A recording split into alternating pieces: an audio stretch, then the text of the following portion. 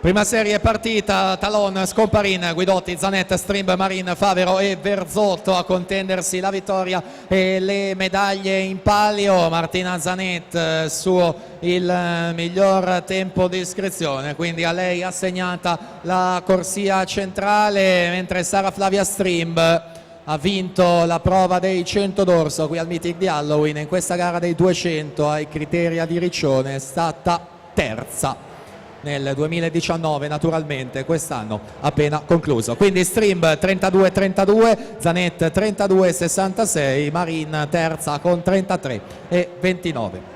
Presentiamo la seconda serie dei 200 d'orso assolute.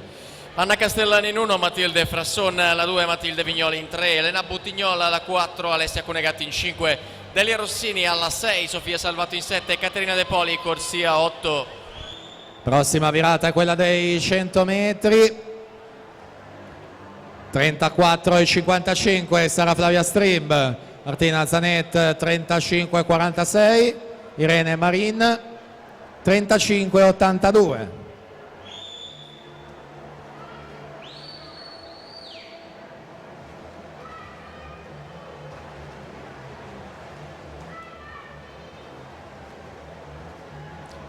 Siamo ai 150 metri,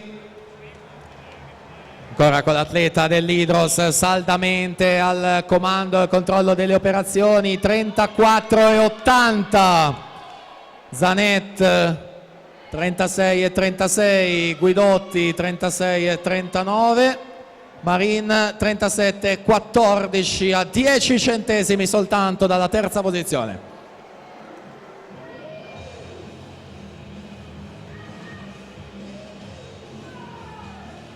E quindi ha condotto dall'inizio alla fine, meritatissima la sua vittoria. Quindi Sara Flavia Strimb si aggiudica i 200 d'orso, 2:17:07.